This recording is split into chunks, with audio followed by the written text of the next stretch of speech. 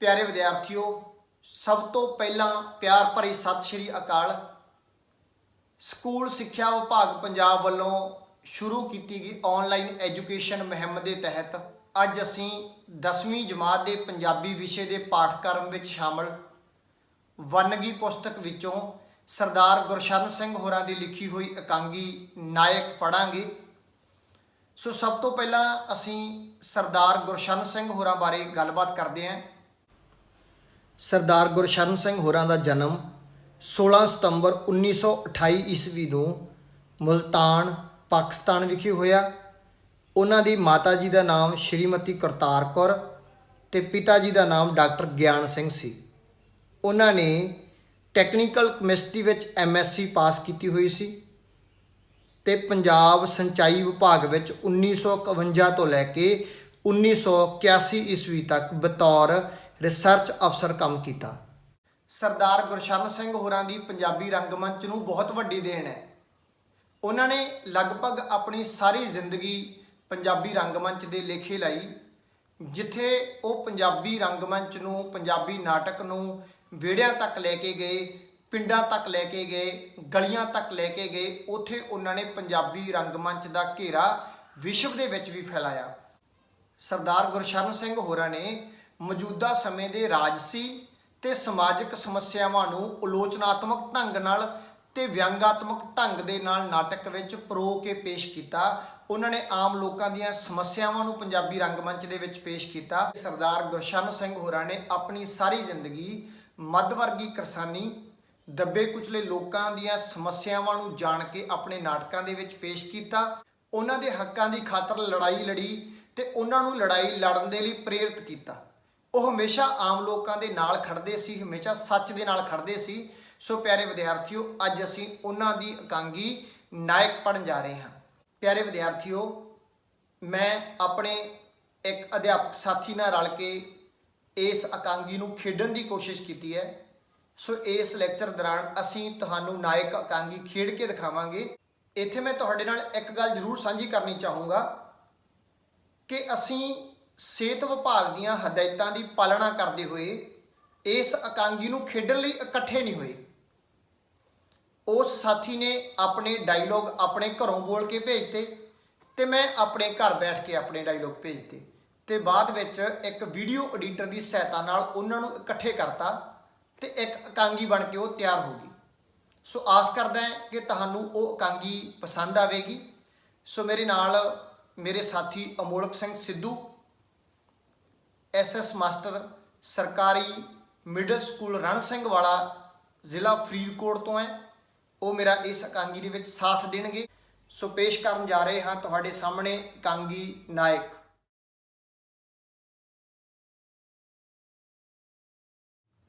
लोड़ है उन्हां नायकां दी जो समय दीयां चुनौतियां नूं कबूल करन, जो सुपनिਆਂ विच समा जाया ना करन, सगों असलीयत नूं खुलियां अखां नाल वेखण।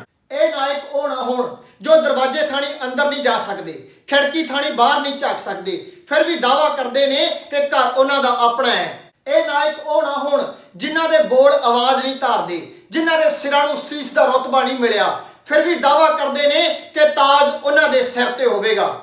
ਇਹ नायक ਉਹ ना होण जो सिर दे भार सिर्फ इस लई चलदे ने कि पैरां विच कंडे ना चुभ जाण, ते फिर भी दावा करते हैं कि निशान उन्हां दे पैरां दे रहणगे। ਇਹ नायक ਉਹ ना होण जिन्हां दा दिन जर्द पत्तियां दा जनाजा उठण नाल चढ़दा है ते रात हुंदी है मरझाए हुए फुल्लां दी अर्थी चुकण नाल, ते फिर भी दावा करते हैं कि मौसम उन्हां दी मर्जी अनुसार चलदा है।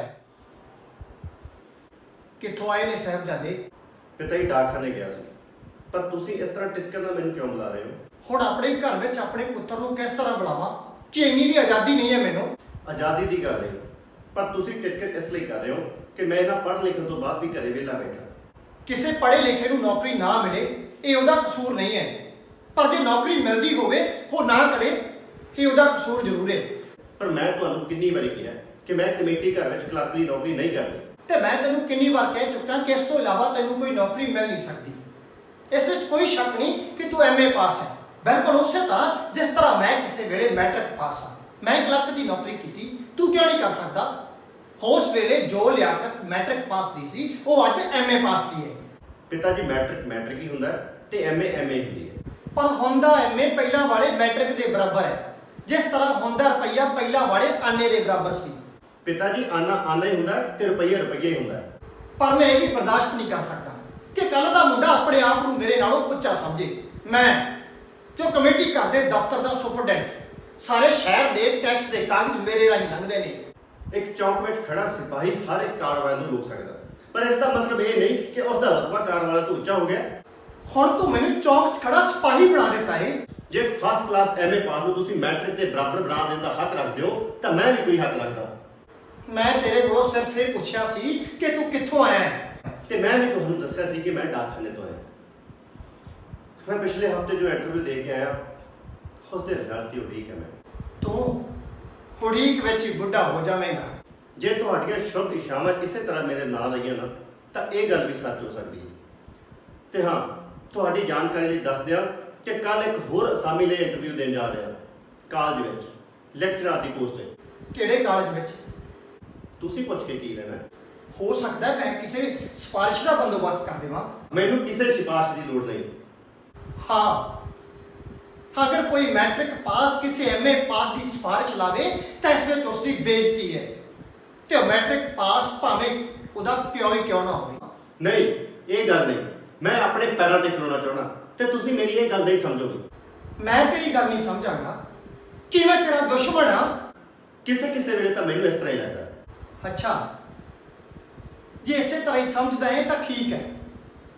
ਤੇਰੇ ਮਹੀਨੇ ਦੇ ਖਰਚ ਲਈ ਪੈਸੇ ਤੇਰੇ ਕਮਰੇ ਵਿੱਚ ਮੇਜ਼ ਤੇ ਰੱਖੇ ਪਏ ਨੇ, ਤੇ ਲੋੜ ਹੋਈ ਤਾਂ ਹੋਰ ਮੰਗ ਲਵੀਂ। ਸ਼ੁਕਰੀਆ, ਤੁਹਾਡਾ ਮੇਰੇ ਉੱਪਰ ਕਰਜ਼ਾ ਵੱਧਦਾ ਜਾ ਰਿਹਾ ਹੈ। ਕਰਜ਼ਾ? ਹਾਂ, ਇਮਤਿਹਾਨ ਦੇ ਰਿਜ਼ਲਟ ਬਾਅਦ ਮੈਂ ਜੋ ਵੀ ਪੈਸਾ ਤੁਹਾਡੇ ਕੋਲੋਂ ਲਿਆ ਉਹ ਕਰਜ਼ਾ ਹੀ ਹੈ ਤੇ ਮੈਂ ਉਹ ਸੂਦ ਸਮੇਤ ਮੋੜਨਾ ਚਾਹਾਂਗਾ। ਤੈਨੂੰ ਆਪਣੇ ਪਿਤਾ ਨਾਲ ਇਸ ਤਰ੍ਹਾਂ ਗੱਲ ਕਰਦੇ ਨੂੰ ਸ਼ਰਮ ਆਉਣੀ ਚਾਹੀਦੀ ਹੈ। ਸ਼ਰਮ ਵੇਲੇ ਸ਼ਰਮ ਜ਼ਰੂਰ ਕਰਾਂਗਾ, ਪਰ ਹੁਣ ਨਹੀਂ। ਕਿਸ ਵੇਲੇ? ਤੁਸੀਂ ਜਦੋਂ ਬੁੱਢੇ ਹੋਗੇ ਤੇ ਮੈਂ ਤੁਹਾਡੇ ਲਈ ਕੁਝ ਨਾ ਕਰ ਸਕਿਆ ਤਾਂ ਉਸ ਵੇਲੇ ਮੈਂ ਸ਼ਰਮ ਕਰਾਂਗਾ। ਸੋ ਤੂੰ ਹੁਣੇ ਹੀ ਫੈਸਲਾ ਕਰ ਲਿਆ ਹੈ ਕਿ ਤੂੰ ਮੇਰੇ ਲਈ ਕੁਝ ਨਹੀਂ ਕਰੇਗਾ, ਸਿਰਫ ਸ਼ਰਮ ਕਰਕੇ ਆਪਣਾ ਫਰਜ਼ ਭੁਲਾ ਦੇਵੇਂਗਾ। ਮੈਨੂੰ ਤੇਰੇ ਤੋਂ ਇਹੋ ਉਮੀਦ ਸੀ। ਉਮੀਦਾਂ ਲਾਉਣੀਆਂ ਤੁਹਾਡੀ ਪੀੜ੍ਹੀ ਦੀ ਆਦਤ ਹੈ, ਸਾਡੀ ਦੀ ਨਹੀਂ। ਤੁਹਾਡੀ ਪੀੜ੍ਹੀ ਨੇ ਉਮੀਦ ਲਾਈ ਸੀ ਕਿ ਦੇਸ਼ ਆਜ਼ਾਦ ਹੋਵੇਗਾ, ਇਨਸਾਫ ਦਾ ਰਾਜ ਹੋਵੇਗਾ, ਕੋਈ ਕਿਸੇ ਦੀ ਕੀਤੀ ਮਿਹਨਤ ਨਹੀਂ ਲੁੱਟ ਸਕੇਗਾ, ਪਰ ਤੁਹਾਡੀ ਇਹ ਉਮੀਦ ਪੂਰੀ ਨਹੀਂ ਹੋਈ।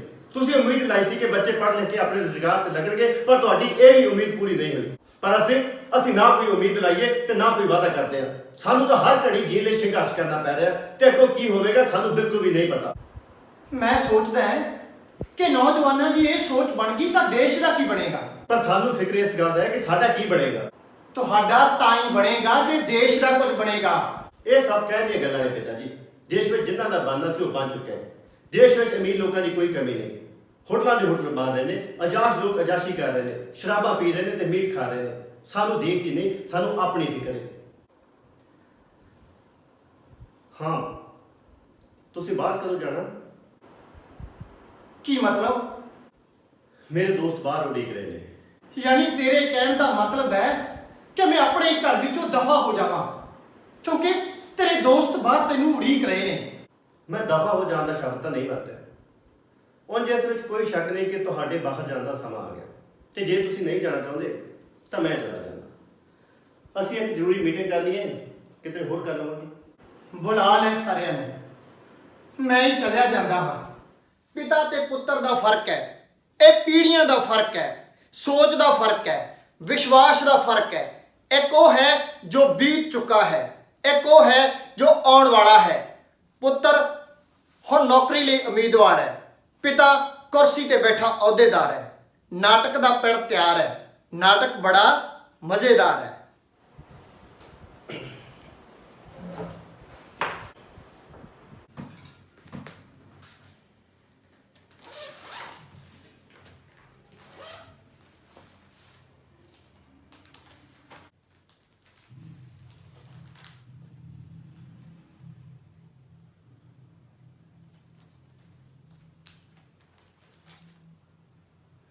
ਸੁਖਦੇਵ ਸਿੰਘ, ਤੇਰੇ ਸਰਟੀਫਿਕੇਟ ਬੜੇ ਚੰਗੇ ਨੇ।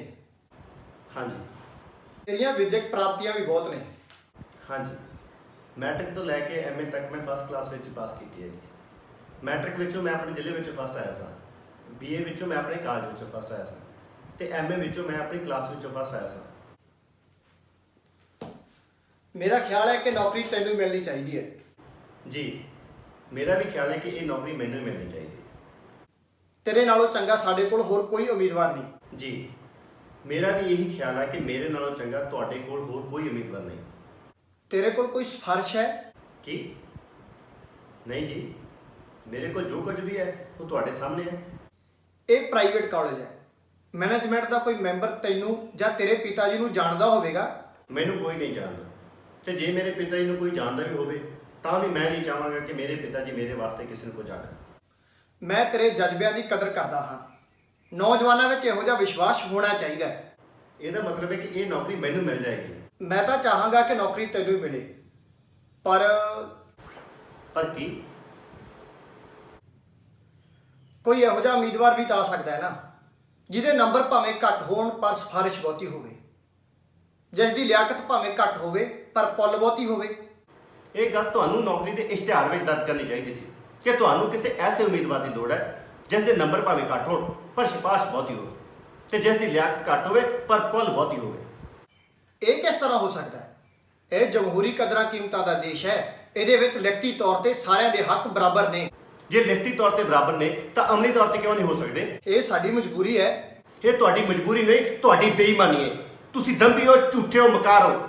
ਤੈਨੂੰ ਬੋਲਣ ਦੀ ਤਮੀਜ਼ ਨਹੀਂ? ਤਮੀਜ਼ ਸ਼ਬਦ ਦੇ ਕਈ ਅਰਥ ਨੇ, ਪਰ ਮੇਰਾ ਖਿਆਲ ਹੈ ਕਿ ਤਮੀਜ਼ ਤੁਹਾਨੂੰ ਨਹੀਂ। ਇੱਕ ਪੜ੍ਹੇ ਲਿਖੇ ਨੌਜਵਾਨਾਂ ਤੁਸੀਂ ਇਹ ਬਦਤਮੀਜ਼ੀ ਕਰ ਰਹੇ ਹੋ ਕਿ ਉਸ ਦਾ ਬਣਦਾ ਹੱਕ ਉਸ ਨੂੰ ਨਹੀਂ ਦੇ ਰਹੇ। ਤੂੰ ਬੜਾ ਗੁਸਤਾਖ ਹੈ। ਸੱਚ ਹਮੇਸ਼ਾ ਗੁਸਤਾਖ ਹੁੰਦਾ ਹੈ। ਬਾਹਰ ਨਿਕਲ ਜਾ ਇੱਥੋਂ। ਨਹੀਂ ਨਿਕਲਦਾ। ਆਈ ਸੇ ਗੈਟ ਆਊਟ। ਮੈਂ ਨਹੀਂ ਨਿਕਲਦਾ। ਇਹ ਪੀੜ੍ਹੀਆਂ ਦੀ ਤਕਰਾਰ ਹੈ। ਕਿਸੇ ਦੀ ਜਿੱਤ, ਕਿਸੇ ਦੀ ਹਾਰ ਹੈ। ਕੁਰਸੀ ਤੇ ਬੈਠਾ ਸੋਚਦਾ ਹੈ ਕਿ ਜ਼ਿੰਦਗੀ ਇੱਕ ਚਾਲ ਚੱਲਦੀ ਰਹੇ, ਸਥਾਪਤ ਦਸਤੂਰ ਅੱਗੇ ਝੁਕਦੀ ਰਹੇ, ਪਰ ਸੜਕ ਤੇ ਆਏ ਨੂੰ ਮਨਜ਼ੂਰ ਨਹੀਂ। ਜ਼ਿੰਦਗੀ ਇੱਕ ਚਾਲ ਚੱਲਦੀ ਰਹੇ, ਇਹ ਜ਼ਿੰਦਗੀ ਦਾ ਦਸਤੂਰ ਨਹੀਂ। ਪਿਤਾ ਤੇ ਪੁੱਤਰ ਹੁਣ ਘਰ ਵਿੱਚ ਹਨ, ਬੰਦ ਇੱਕ ਦਰ ਵਿੱਚ ਹਨ। ਪਿਤਾ ਸਮਝਦਾ ਹੈ ਕਿ ਹੱਕ ਹੈ ਉਸ ਨੂੰ ਪੁੱਤਰ ਨੂੰ ਸਮਝਾਉਣ ਦਾ, ਪਰ ਬਾਲਗ ਪੁੱਤਰ ਸਮਝਦਾ ਹੈ ਕਿ ਉਹ ਜ਼ਿੰਦਗੀ ਨੂੰ ਵੱਧ ਹੈ ਜਾਣਦਾ। ਦ੍ਰਿਸ਼ ਇਹ ਵੀ ਵੇਖਣ ਵਾਲਾ ਹੈ। ਇਸ ਵਿੱਚ ਵੀ ਨਾਟਕੀ ਮਸਾਲਾ ਹੈ। ਇਹ ਤੈਨੂੰ ਕਿਹਨੇ ਕਿਹਾ ਸੀ ਕਿ ਹੰਗਾਮਾ ਖੜਾ ਕਰ? ਪਹਿਲੇ ਮੈਨੂੰ ਇਹ ਦੱਸੋ, ਤੁਸੀਂ ਹੁਣ ਕੁਰਸੀ ਤੇ ਬੈਠੇ ਉਹ ਵਿਅਕਤੀ ਹੋ ਜਾਂ ਮੇਰੇ ਪਿਤਾ ਹੋ? ਉਹ ਵਿਅਕਤੀ ਰਹਿ ਗਿਆ ਉਸ ਕੁਰਸੀ ਤੇ। ਮੈਂ ਤੇਰੇ ਨਾਲ ਤੇਰਾ ਪਿਓ ਗੱਲ ਕਰ ਰਿਹਾ, ਤੇ ਹੰਗਾਮਾ ਖੜਾ ਕਰਨ ਦੀ ਕੀ ਲੋੜ ਸੀ? ਪਰ ਉਹਦਾ ਕੀ ਹੱਕ ਬਣਦਾ ਸੀ ਕਿ ਮੇਰੇ ਮੂੰਹ ਤੇ ਮੈਨੂੰ ਕਹੇ ਕਿ ਇਹ ਨੌਕਰੀ ਮੈਨੂੰ ਨਹੀਂ ਮਿਲ ਸਕਦੀ? ਨਾ ਇਹਦੇ ਵਿੱਚ ਉਹਦਾ ਕੀ ਕਸੂਰ ਹੈ? ਹੁਣ ਇਹ ਆਪਣੀ ਕੁਰਸੀ ਖਵਾਉਣੀ ਹੈ।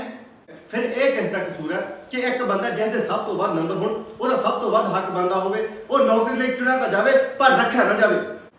ਮੇਰੇ ਨੌਜਵਾਨ ਪੁੱਤਰ, ਇਹ ਸਮਾਜ ਦਾ ਕਸੂਰ ਹੈ, ਇਹ ਪ੍ਰਬੰਧ ਦਾ ਕਸੂਰ ਹੈ। ਤੇ ਮੇਰੇ ਬੁੱਢੇ ਪਿਤਾ ਜੀ, ਇਸ ਪ੍ਰਬੰਧ ਵਿਰੁੱਧ ਬੋਲੇਗਾ ਕੌਣ? ਤੂੰ ਠੇਕਾ ਤਾਂ ਨਹੀਂ ਲਿਆ ਹੋਇਆ ਵੀ ਹਰ ਗੱਲ ਤੇ ਤੂੰ ਹੀ ਬੋਲੇ। ਹੁਣ ਪਤਾ ਕੀ ਹੋਵੇਗਾ? ਪਤਾ ਹੈ, ਉਸ ਵਿਅਕਤੀ ਨੇ ਪੁਲਿਸ ਵਿੱਚ ਰਿਪੋਰਟ ਲਿਖਵਾ ਦਿੱਤੀ ਹੈ ਕਿ ਮੈਂ ਇੱਕ ਡਿਊਟੀ ਤੇ ਤਾਇਨਾਤ ਬੰਦੇ ਦੀ ਉਸ ਦੇ ਦਫ਼ਤਰ ਵਿੱਚ ਵੜ ਕੇ ਉਸ ਦੀ ਬੇਇੱਜ਼ਤੀ ਕੀਤੀ ਹੈ, ਤੇ ਮੈਂ ਉਸ ਨੂੰ ਜਾਨੋਂ ਮਾਰ ਦੇਣ ਦੀ ਧਮਕੀ ਵੀ ਦਿੱਤੀ ਹੈ। ਤੇ ਇਹ ਕੋਈ ਮਾਮੂਲੀ ਜੁਰਮ ਨਹੀਂ। ਤੇਰੇ ਤੇ ਮੁਕੱਦਮਾ ਚੱਲ ਸਕਦਾ ਹੈ, ਤੈਨੂੰ ਸਜ਼ਾ ਹੋ ਸਕਦੀ ਹੈ। ਮੁਕੱਦਮਾ ਚੱਲਣ ਦੇਣਾ, ਜੇਲ੍ਹ ਜਾਣ ਦੇਣਾ, ਪਰ ਹਾਂ ਤੁਸੀਂ ਮੇਰੀ ਜ਼ਮਾਨਤ ਨਾ ਕਰਵਾਉਣਾ। ਤੈਨੂੰ ਜੇਲ੍ਹ ਜਾਣ ਦੇਵਾਂ ਤਾਂ ਕਿ ਤੇਰੀ ਮਾਂ ਸੁਪਨਿਆਂ ਚਾਹ ਕੇ ਮੈਨੂੰ ਫਟਕਾਰ ਪਾਵੇ ਕਿ ਮੇਰੇ ਪੁੱਤਰ ਦਾ ਚੰਗਾ ਖਿਆਲ ਰੱਖਿਆ ਏ ਤੂੰ।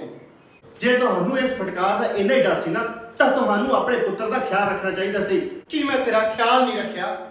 ਸਾਰਿਆਂ ਨਾਲੋਂ ਚੰਗੀ ਤੇਰੀ ਪੜ੍ਹਾਈ ਕਰਾਈ ਹੈ, ਤੈਨੂੰ ਕਿਸੇ ਚੀਜ਼ ਦੀ ਥੋੜ ਨਹੀਂ ਹੋਣ ਦਿੱਤੀ। ਇਹ ਤਾਂ ਹਰ ਬਾਪ ਕਰਦਾ ਹੈ, ਪਰ ਮੈਂ ਤਾਂ ਮੰਨਦਾ ਕਿ ਤੁਸੀਂ ਮੇਰਾ ਖਿਆਲ ਰੱਖਿਆ ਹੈ ਜੇ ਤੁਸੀਂ ਉਹ ਲੜਾਈ ਲੜੀ ਹੁੰਦੀ ਜਿਹੜੀ ਹੁਣ ਮੈਨੂੰ ਲੜਨੀ ਪੈ ਰਹੀ ਹੈ।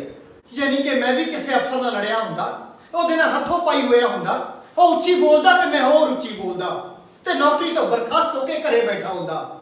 ਇਸ ਤਰ੍ਹਾਂ ਨਾ ਕਰਦੇ, ਪਰ ਘੱਟੋ ਘੱਟ ਕਦੇ ਕਿਸੇ ਬੇਇਨਸਾਫੀ ਵਿਰੁੱਧ ਬੋਲੇ ਤਾਂ ਹੁੰਦੇ। ਜਿਹੜੀ ਬੁਜ਼ਦਰੀ ਤੁਸੀਂ ਤੇ ਤੁਹਾਡੀ ਪੀੜ੍ਹੀ ਨੇ ਕੀਤੀ ਹੈ ਨਾ, ਉਸ ਦਾ ਨਤੀਜਾ ਮੈਂ ਤੇ ਸਾਡੀ ਪੀੜ੍ਹੀ ਭੁਗਤ ਰਹੇ ਹਾਂ। ਪਰ ਅਸੀਂ ਚੁੱਪ ਕਰਕੇ ਨਹੀਂ ਬੈਠਾਂਗੇ, ਅਸੀਂ ਹੰਗਾਮਾ ਕਰਾਂਗੇ ਤੇ ਕੁਰਸੀਆਂ ਤੇ ਬੈਠਾਂ ਦੀ ਪੱਗ ਨੂੰ ਹੱਥ ਪਾਵਾਂਗੇ। ਤੇਰਾ ਪਿਤਾ ਵੀ ਇੱਕ ਜ਼ਿੰਮੇਵਾਰੀ ਵਾਲੀ ਕੁਰਸੀ ਤੇ ਬੈਠਦਾ ਹੈ।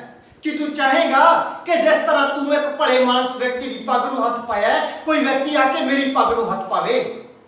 ਹਾਂ, ਅਗਰ ਮੇਰਾ ਪਿਤਾ ਕੋਈ ਗਲਤੀ ਕਰ ਰਿਹਾ ਤੇ ਮੇਰੇ ਵਰਗਾ ਨੌਜਵਾਨ ਆ ਕੇ ਉਸ ਦੀ ਪੱਗ ਨੂੰ ਹੱਥ ਪਾਉਂਦਾ, ਤਾਂ ਮੈਂ ਉਸ ਨੂੰ ਸ਼ਾਬਾਸ਼ ਦੇਵਾਂਗਾ ਤੇ ਤਾੜੀ ਵਜਾ ਕੇ ਕਹਾਂਗਾ ਕਿ ਤੂੰ ਬਿਲਕੁਲ ਠੀਕ ਕਰ ਰਿਹਾ ਹੈ। ਮੇਰੇ ਪਿਤਾ ਨਾਲ ਇਸ ਤਰ੍ਹਾਂ ਹੀ ਹੋਣਾ ਚਾਹੀਦਾ ਸੀ ਕਿਉਂਕਿ ਉਹ ਜਿਸ ਕੁਰਸੀ ਤੇ ਬੈਠਾ ਹੈ ਉਸ ਨਾਲ ਇਨਸਾਫ ਨਹੀਂ ਕਰ ਰਿਹਾ, ਬਲਕਿ ਚੰਦ ਟੁਕੜਿਆਂ ਦੇ ਬਦਲੇ ਆਪਣੀ ਜ਼ਮੀਨ ਨੂੰ ਵੇਚ ਰਿਹਾ ਹੈ। ਸ਼ਾਬਾਸ਼ ਪੁੱਤਰ, ਮੈਨੂੰ ਤੇਰੇ ਤੋਂ ਇਹੀ ਉਮੀਦ ਸੀ।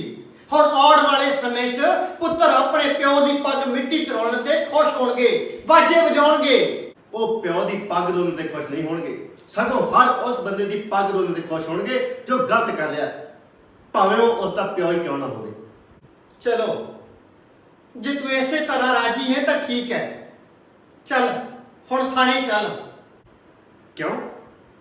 ਉਸ ਵਿਅਕਤੀ ਨੇ ਤੇਰੇ ਖਿਲਾਫ FIR ਲਿਖਵਾਈ ਹੈ ਕਿ ਤੂੰ ਉਹਦੇ ਦਫ਼ਤਰ ਵਿੱਚ ਉਹਦੀ ਬੇਇੱਜ਼ਤੀ ਕੀਤੀ ਹੈ। ਥਾਣੇਦਾਰ ਸਾਹਿਬ ਇੱਥੇ ਆਏ ਸਨ, ਮੈਂ ਉਹਨਾਂ ਨਾਲ ਵਾਅਦਾ ਕੀਤਾ ਹੈ ਕਿ ਮੈਂ ਤੈਨੂੰ ਆਪ ਥਾਣੇ ਲੈ ਕੇ ਆਵਾਂਗਾ।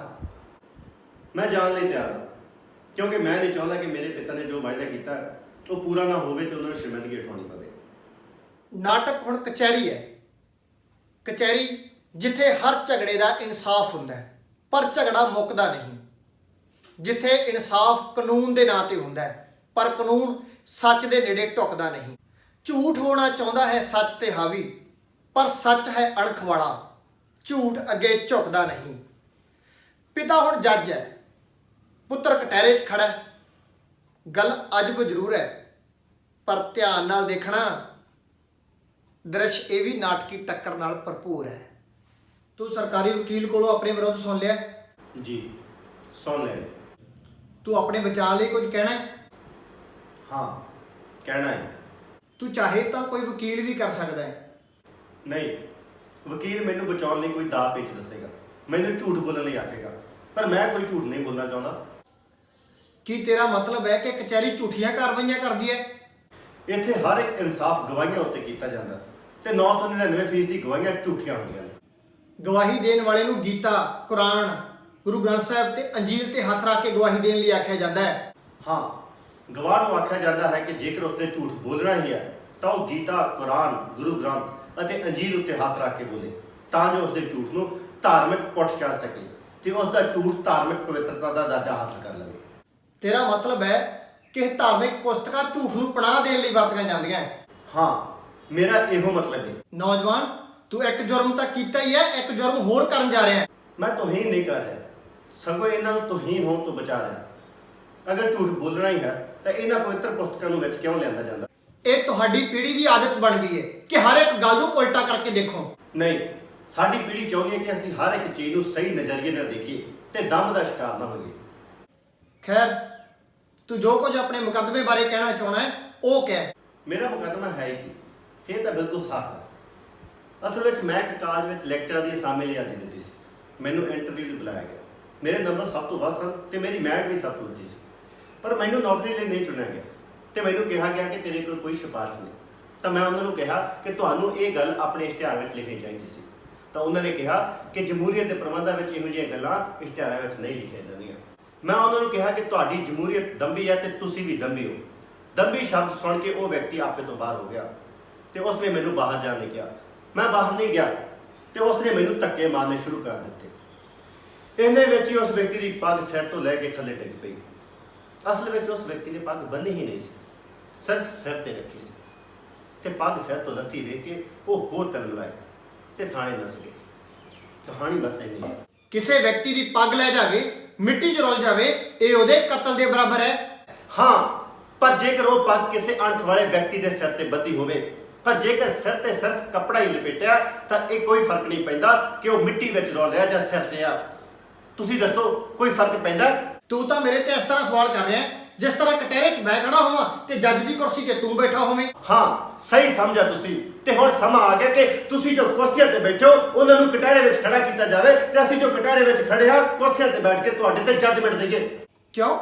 ਕਿਉਂਕਿ ਦੇਸ਼ ਵਿੱਚ ਜੋ ਵੀ ਅਪਰਾਧ ਹੋ ਰਿਹਾ ਉਹਦੇ ਜ਼ਿੰਮੇਵਾਰ ਤੁਸੀਂ ਕੁਰਸੀਆਂ ਤੇ ਬੈਠੇ ਲੋਕ ਹੋ। ਇਸ ਦੇਸ਼ ਵਿੱਚ ਜੋ ਵੀ ਹਾਲਾਤ ਹਨ ਉਹ ਸਿਰਫ ਤੁਹਾਡੀ ਦੇਣ ਹਨ। ਤੁਸੀਂ ਸਾਡੇ ਤੇ ਇਲਜ਼ਾਮ ਲਾਉਂਦੇ ਹੋ, ਸਾਨੂੰ ਨਸੀਹਤਾਂ ਦਿੰਦੇ ਹੋ। ਜੇ ਮੈਂ ਤੁਹਾਨੂੰ ਪੁੱਛਾਂ ਕਿ ਤੁਸੀਂ ਸਾਡੇ ਲਈ ਕੀ ਕੀਤਾ ਤਾਂ ਕੀ ਜਵਾਬ ਦਿਓਗੇ? ਦੱਸੋ, ਕੀ ਹੈ ਸਾਡਾ ਭਵਿੱਖ? ਕੁਝ ਹੋਰ ਕਹਿਣਾ ਚਾਹੁੰਦਾ? ਹਾਂ, ਜੇਕਰ ਤੁਸੀਂ ਸੁਣਨਾ ਚਾਹੁੰਦੇ ਹੋ ਤਾਂ ਸੰਖੇਪ ਵਿੱਚ ਇਹੀ ਕਹਾਂਗਾ ਕਿ ਤੁਸੀਂ ਸਾਨੂੰ ਇਸ ਹਾਲਾਤ ਵਿੱਚ ਪਹੁੰਚਾ ਦਿੱਤਾ ਹੈ ਕਿ ਸਾਡੇ ਕੋਲ ਵਿਦਰੋਹ ਤੋਂ ਬਿਨਾਂ ਹੋਰ ਕੋਈ ਰਾਹ ਨਹੀਂ ਰਿਹਾ। ਤੇ ਇਹ ਵਿਦਰੋਹ ਕਿਹੋ ਜਿਹਾ ਹੋਵੇ ਅਸੀਂ ਵੀ ਇਸ ਬਾਰੇ ਹਾਲੇ ਧੁੰਦ ਵਿੱਚ ਹਾਂ, ਪਰ ਸਾਨੂੰ ਜਦੋਂ ਵੀ ਰੋਸ਼ਨੀ ਲੱਭ ਪਈ ਅਸੀਂ ਜ਼ਰੂਰ ਉੱਠਾਂਗੇ ਤੇ ਜੋ ਕੁਝ ਦਿਖਾਈ ਦੇ ਰਿਹਾ ਹੈ ਉਹ ਇਸ ਤਰ੍ਹਾਂ ਦਿਖਾਈ ਨਹੀਂ ਦੇਵੇਗਾ। ਨੌਜਵਾਨ, ਕਿਉਂਕਿ ਤੂੰ ਭਰੀ ਅਦਾਲਤ ਵਿੱਚ ਆਪਣਾ ਕਸੂਰ ਮੰਨ ਲਿਆ ਤੇ ਇਹ ਵੀ ਦੱਸ ਦਿੱਤਾ ਹੈ ਕਿ ਕਿੰਨਾ ਹਾਲਾਤਾਂ ਵਿੱਚ ਤੇਰੇ ਕੋਲ ਕਸੂਰ ਹੋਇਆ ਹੈ। ਅਦਾਲਤ ਤੇਰੇ ਨਾਲ ਨਰਮੀ ਦਾ ਰਵੱਈਆ ਅਖਤਿਆਰ ਕਰਦੀ ਹੈ ਤੇ ਤੈਨੂੰ 1 ਸਾਲ ਦੀ ਕੈਦ ਦਿੱਤੀ ਜਾਂਦੀ ਹੈ। ਸ਼ੁਕਰੀਆ। ਜ਼ਿੰਦਗੀ ਆਪਣੀ ਚਾਲ ਚੱਲਦੀ ਰਹੀ, ਨਦੀ ਆਪਣੇ ਰੌਂ ਵਿੱਚ ਵਗਦੀ ਰਹੀ। ਪਿਤਾ ਤੇ ਪੁੱਤਰ ਦਰਮਿਆਨ ਹੁਣ ਸਿੱਖਾਂ ਦੀ ਦੀਵਾਰ ਹੈ। ਇਹ ਉਹ ਦੀਵਾਰ ਹੈ ਜਿਹੜੀ ਸਮੇਂ ਦੀ ਰੌਂ ਨੂੰ ਹੈ ਮੋੜਦੀ, ਦਿਲਾਂ ਨੂੰ ਦਿਲਾਂ ਨਾਲ ਜੋੜਦੀ। ਨਾਟਕ ਦਾ ਇਹ ਅਖੀਰ ਹੈ, ਇੱਥੇ ਆ ਕੇ ਮਿਟਦੀ ਪੀੜ੍ਹੀਆਂ ਦੀ ਲਕੀਰ ਹੈ। ਪਿਤਾ ਜੀ, ਤੁਸੀਂ ਬੜੇ ਕਮਜ਼ੋਰ ਹੋ ਗਏ ਹੋ। ਹਾਂ, ਪਿਛਲੇ ਦਿਨਾਂ 'ਚ ਮੈਂ ਕੁਝ ਠੀਕ ਨਹੀਂ ਰਿਹਾ। ਤੁਹਾਨੂੰ ਆਪਣੀ ਸਿਹਤ ਦਾ ਖਿਆਲ ਰੱਖਣਾ ਚਾਹੀਦਾ ਹੈ। ਇਹ ਤੂੰ ਮੈਨੂੰ ਕਹਿ ਰਿਹਾ ਹੈ, ਤੂੰ ਜਿਹਨੇ ਕਦੇ ਵੀ ਆਪਣਾ ਕੋਈ ਧਿਆਨ ਨਹੀਂ ਰੱਖਿਆ। ਨਹੀਂ ਪਿਤਾ ਜੀ, ਮੈਂ ਤਾਂ ਆਪਣੀ ਸਿਹਤ ਦਾ ਬਹੁਤ ਖਿਆਲ ਰੱਖਦਾ। ਦੇਖੋ ਕਿਸ ਤਰ੍ਹਾਂ ਤਗੜਾ ਪਿਆ। ਹਾਂ, ਲੱਗਦਾ ਹੈ ਇੱਥੋਂ ਦੇ ਲੋਕਾਂ ਨੂੰ ਆਪਣੇ ਮਹਿਮਾਨਾਂ ਦਾ ਖਿਆਲ ਰੱਖਣਾ ਆਉਂਦਾ ਹੈ। ਮੈਂ ਸੁਣਿਆ ਤੁਸੀਂ ਆਪਣੀ ਰਿਟਾਇਰਮੈਂਟ ਲੈ ਲਈ ਹੈ। ਹਾਂ ਪੁੱਤਰ, ਹੁਣ ਮੈਂ ਕਿਸੇ ਕੁਰਸੀ ਤੇ ਨਹੀਂ ਬੈਠਾ ਹੋਇਆ, ਸਗੋਂ ਇੱਕ ਆਜ਼ਾਦ ਵਿਅਕਤੀ ਹਾਂ। ਇਸ ਦਾ ਮਤਲਬ ਆ ਕਿ ਅੱਜ ਇੱਕ ਪੁੱਤਰ ਆਪਣੇ ਪਿਤਾ ਨਾਲ ਗੱਲ ਕਰ ਰਿਹਾ ਹੈ। ਹਾਂ, ਹੁਣ ਸਾਡੇ ਵਿਚਕਾਰ ਕੋਈ ਕੁਰਸੀ ਨਹੀਂ, ਨਾ ਕਿਸੇ ਦਫ਼ਤਰ ਦੇ ਸੁਪਰਡੈਂਟ ਦੀ, ਨਾ ਇੰਟਰਵਿਊ ਲੈਣ ਵਾਲੇ ਦੀ, ਤੇ ਨਾ ਕਿਸੇ ਜੱਜ ਦੀ। ਇਹੀ ਚਾਹੁੰਦਾ ਸੀ ਨਾ ਤੂੰ? ਪਿਤਾ ਜੀ, ਮੈਂ ਤੁਹਾਡੇ ਅੰਦਰਲੇ ਬਾਪ ਦਾ ਹਮੇਸ਼ਾ ਸਤਿਕਾਰ ਕੀਤਾ। ਮੇਰਾ ਸੰਘਰਸ਼ ਤਾਂ ਤੁਹਾਡੇ ਉੱਪਰਲੇ ਖੋਲ ਨਾਲ ਸੀ। ਤੂੰ ਮੇਰੇ ਅੰਦਰਲੇ ਬਾਪ ਦਾ ਕੀ ਦੇਖਿਆ ਹੈ? ਬਹੁਤ ਕੁਝ, ਖਾਸ ਕਰਕੇ ਮਾਤਾ ਜੀ ਦੇ ਦੇਹਾਂਤ ਤੋਂ ਪਿੱਛੋਂ। ਜਦੋਂ ਮੈਂ ਕਮਰੇ ਦੇ ਵਿੱਚ ਪੜ੍ਹਦਾ ਸੌਂ ਜਾਂਦਾ ਸੀ ਤਾਂ ਤੁਸੀਂ ਚੁੱਪ ਚਪੀਤੇ ਮੇਰੇ ਕਮਰੇ ਵਿੱਚ ਆਉਂਦੇ, ਮੇਰੀ ਛਾਤੀ ਤੋਂ ਕਿਤਾਬ ਚੁੱਕਦੇ ਤੇ ਮੇਰੇ ਸਿਰ ਤੇ ਪਿਆਰ ਨਾਲ ਹੱਥ ਫੇਰਦੇ ਤੇ ਬੱਤੀ ਬੁਝਾ ਕੇ ਚਲੇ ਜਾਂਦੇ। ਪਰ ਤੈਨੂੰ ਇਹ ਸਭ ਕੁਝ ਕਿਵੇਂ ਪਤਾ ਹੈ? ਤੂੰ ਤਾਂ ਸੁੱਤਾ ਹੁੰਦਾ ਸੀ ਨਾ। ਨਹੀਂ, ਕਦੇ ਭਾਵੇਂ ਸੁੱਤਾ ਹੋਵਾਂ, ਪਰ ਬਹੁਤੀ ਵਾਰ ਤਾਂ ਮੈਂ ਸੌਣ ਦਾ ਨਾਟਕ ਹੀ ਕਰਦਾ ਸੀ। ਮੈਨੂੰ ਤੁਹਾਡੀ ਉਡੀਕ ਹੁੰਦੀ ਸੀ, ਕਿਉਂਕਿ ਇਹ ਉਹ ਘੜੀਆਂ ਸਨ ਜਦੋਂ ਤੁਹਾਡੇ ਤੇ ਮੇਰੇ ਦਰਮਿਆਨ ਕੋਈ ਦੀਵਾਰ ਨਹੀਂ ਹੁੰਦੀ ਸੀ, ਜਿਵੇਂ ਕਿ ਅੱਜ ਨਹੀਂ। ਮੈਨੂੰ ਕਦੀ ਵੀ ਪਤਾ ਨਹੀਂ ਲੱਗਾ ਕਿ ਤੂੰ ਮੇਰੇ ਨਾਲ ਇੰਨੀਆਂ ਪਿਆਰ ਭਰੀਆਂ ਸ਼ੈਤਾਨੀਆਂ ਕਰ ਸਕਦਾ ਹੈ। ਮੈਂ ਤਾਂ ਤੈਨੂੰ ਹਮੇਸ਼ਾ ਇੱਕ ਗੁਸਤਾਖ ਬੱਚਾ ਹੀ ਸਮਝਦਾ ਰਿਹਾ। ਜ਼ਿੰਦਗੀ ਦੀਆਂ ਉਹ ਘੜੀਆਂ ਸਨ ਜਦੋਂ ਮੈਂ ਤੁਹਾਨੂੰ ਅਸਲੀ ਰੂਪ ਵਿੱਚ ਵੇਖ ਸਕਿਆ ਸਾਂ। ਇਸ ਲਈ ਮੈਂ ਤੁਹਾਡੀ ਹਰ ਜਾਤੀ ਨੂੰ ਖਿੜੇ ਮੱਥੇ ਬਰਦਾਸ਼ਤ ਕਰਦਾ ਸਾਂ। ਤੇ ਇਹ ਵੀ ਤਾਂ ਜ਼ਿਆਦਤੀ ਹੈ ਨਾ ਕਿ ਤੈਨੂੰ ਇੱਥੇ ਜੇਲ੍ਹ ਵਿੱਚ ਭੇਜਣ ਵਾਲਾ ਵੀ ਮੈਂ ਹੀ ਹਾਂ। ਨਹੀਂ ਪਿਤਾ ਜੀ, ਇਸ ਬਾਰੇ ਮੈਂ ਸਾਰੀ ਜ਼ਿੰਦਗੀ ਤੁਹਾਡਾ ਅਹਿਸਾਨਮੰਦ ਰਹਾਂਗਾ। ਅਹਿਸਾਨਮੰਦ? ਹਾਂ ਪਿਤਾ ਜੀ, ਇਹ ਥਾਂ ਇੱਕ ਯੂਨੀਵਰਸਿਟੀ ਹੈ। ਇੱਥੇ ਆ ਕੇ ਤਾਂ ਮੈਨੂੰ ਇੱਕ ਅਹਿਸਾਸ ਹੋਇਆ ਹੈ। ਅਹਿਸਾਸ? ਹਾਂ ਪਿਤਾ ਜੀ, ਇਹ ਅਹਿਸਾਸ ਮੈਂ ਇੱਕ ਕਾਗਜ਼ ਤੇ ਵੀ ਲਿਖਿਆ ਹੈ। ਸਾਡੀਆਂ ਅੱਖਾਂ ਹਨ, ਅਸੀਂ ਵੇਖ ਸਕਦੇ ਹਾਂ, ਪਰ ਵੇਖਦੇ ਹੋਏ ਵੀ ਅਸੀਂ ਕੁਝ ਨਹੀਂ ਦੇਖਦੇ। ਸਾਡੀ ਜ਼ੁਬਾਨ ਹੈ, ਅਸੀਂ ਬੋਲ ਸਕਦੇ ਹਾਂ, ਪਰ ਬੋਲਦੇ ਹੋਏ ਵੀ ਅਸੀਂ ਚੁੱਪ ਹਾਂ, ਕਿਉਂਕਿ ਜੋ ਕੁਝ ਅਸੀਂ ਬੋਲਣਾ ਚਾਹੁੰਦੇ ਹਾਂ ਉਹ ਬੋਲ ਨਹੀਂ ਸਕਦੇ। ਸਾਡੇ ਪੈਰ ਹਨ, ਅਸੀਂ ਤੁਰ ਸਕਦੇ ਹਾਂ, ਪਰ ਤੁਰਦੇ ਹੋਏ ਵੀ ਅਸੀਂ ਇੱਕ ਥਾਂ ਤੇ ਖਲੋਤੇ ਹਾਂ, ਕਿਉਂਕਿ ਜਿਸ ਦਿਸ਼ਾ ਵੱਲ ਅਸੀਂ ਤੁਰਨਾ ਹੁੰਦਾ ਹੈ ਉਸ ਸੜਕ ਤੇ ਤੁਰਦੇ ਨਹੀਂ। ਹਾਂ ਪਿਤਾ ਜੀ, ਮੈਨੂੰ ਇੱਕ ਅਹਿਸਾਸ ਹੋਇਆ ਤੇ ਮੌਕਾ ਵੀ ਮਿਲਿਆ ਇਹ ਜਾਣਨ ਦਾ ਕਿ ਇਸ ਸਮਾਜ ਵਿੱਚ ਜੋ ਗਲਤ ਹੋ ਰਿਹਾ ਉਹ ਕਿਉਂ ਹੋ ਰਿਹਾ ਤੇ ਇਸ ਗਲਤ ਨੂੰ ਕਿਸ ਤਰ੍ਹਾਂ ਬਦਲਿਆ ਜਾ ਸਕਦਾ। ਪਿਤਾ ਜੀ, ਮੈਂ ਇਹ ਗੱਲਾਂ ਕਿੱਧਰ ਨੂੰ ਲੈ ਕੇ ਬਹਿ ਗਿਆ? ਤੁਸੀਂ ਤਾਂ ਮੈਨੂੰ ਮਿਲਣ ਆਏ ਹੋ, ਮੈਂ ਤਾਂ ਤੁਹਾਡੇ ਨਾਲ ਘਰ ਦੀਆਂ ਗੱਲਾਂ ਕਰਨੀਆਂ ਚਾਹੀਦੀਆਂ ਨੇ। ਨਹੀਂ ਪੁੱਤਰ, ਹੁਣ ਮੈਨੂੰ ਤੇਰੀਆਂ ਇਹਨਾਂ ਗੱਲਾਂ ਵਿੱਚ ਹੀ ਦਿਲਚਸਪੀ ਹੈ। ਹਾਂ ਪਿਤਾ ਜੀ, ਹੁਣ ਤਾਂ ਮੈਨੂੰ ਇੰਝ ਲੱਗਦਾ ਕਿ ਬਾਹਰ ਦੀਆਂ ਸੜਕਾਂ ਮੈਨੂੰ ਉਡੀਕ ਰਹੀਆਂ ਨੇ, ਜਿਨ੍ਹਾਂ ਉੱਤੇ ਤੁਰਨ ਲਈ ਧੜ ਉੱਤੇ ਸਾਬਤ ਸੋਚ ਵਾਲੇ ਸਿਰ ਦੀ ਲੋੜ ਹੈ। ਅੱਗੇ ਨਹੀਂ ਸੀ ਲੱਗਦਾ। ਅੱਗੇ ਲੱਗਦਾ ਸੀ ਕਿ ਸਾਬਤ ਸਿਰ ਹੋਵੇ ਤਾਂ ਕਾਫੀ ਹੈ, ਪਰ ਹੁਣ ਲੱਗਦਾ ਹੈ ਕਿ ਸਾਬਤ ਸਿਰ ਦੇ ਨਾਲ ਨਾਲ ਸੋਚਵਾਨ ਸਿਰ ਦੀ ਵੀ ਲੋੜ ਹੈ। ਪੁੱਤਰ, ਤੂੰ ਆਖਿਆ ਹੈ ਕਿ ਬਾਹਰ ਦੀਆਂ ਸੜਕਾਂ ਤੈਨੂੰ ਉਡੀਕ ਰਹੀਆਂ ਨੇ। ਮੈਨੂੰ ਵੀ ਤੇਰੀ ਉਡੀਕ ਰਹੇਗੀ। ਸਮਾਂ ਹੋ ਗਿਆ। ਸ਼ਾਇਦ ਤੁਹਾਡੇ ਜਾਣ ਦਾ ਵਕਤ ਹੋ ਗਿਆ ਹੈ। ਆਪਣੀ ਸਿਹਤ ਦਾ ਖਿਆਲ ਰੱਖਣਾ। ਮੈਂ ਜਲਦੀ ਬਾਹਰ ਆ ਜਾਵਾਂਗਾ। ਇਹ ਸਮਾਂ ਲੱਗਦਾ ਦੇਰ ਨਹੀਂ ਲੱਗਣੀ। ਹਾਂ, ਸਮਾਂ ਤਾਂ ਜਲਦੀ ਲੰਘ ਹੀ ਜਾਵੇਗਾ। ਤੂੰ ਮੈਨੂੰ ਸਿਹਤ ਦਾ ਖਿਆਲ ਰੱਖਣ ਲਈ ਕਿਹਾ ਹੈ। ਮੈਂ ਆਪਣੀ ਸਿਹਤ ਦਾ ਖਿਆਲ ਰੱਖਾਂਗਾ। ਮੈਨੂੰ ਉਡੀਕ ਰਹੇਗੀ ਤੇਰੇ ਬਾਹਰ ਆਉਣ ਦੀ ਤੇ ਤੇਰੇ ਸੰਘਰਸ਼ ਵਿੱਚ ਸ਼ਾਮਲ ਹੋਣ ਦੀ, ਜਿਸ ਤਰ੍ਹਾਂ ਹਰ ਬਾਪ ਨੂੰ ਆਪਣੇ ਪੁੱਤਰ ਦੇ ਸੰਘਰਸ਼ ਵਿੱਚ ਸ਼ਾਮਲ ਹੋਣਾ ਚਾਹੀਦਾ। ਸੋ ਪਿਆਰੇ ਵਿਦਿਆਰਥੀਓ, ਆਸ ਕਰਦਾ ਹਾਂ ਕਿ ਤੁਹਾਨੂੰ ਇਕਾਂਗੀ ਪੜ੍ਹਾਉਣ ਦਾ ਇਹ ਢੰਗ ਬਹੁਤ ਵਧੀਆ ਲੱਗਿਆ ਹੋਵੇਗਾ ਤੇ ਤੁਸੀਂ ਇਕਾਂਗੀ ਦਾ ਆਨੰਦ ਵੀ ਮਾਣਿਆ ਹੋਊਗਾ। ਸੋ ਤੁਹਾਡਾ ਸਾਰਿਆਂ ਦਾ ਬਹੁਤ ਬਹੁਤ ਧੰਨਵਾਦ। ਸਾਰਿਆਂ ਨੂੰ ਬਹੁਤ ਬਹੁਤ ਪਿਆਰ। ਸ਼ੁਕਰੀਆ।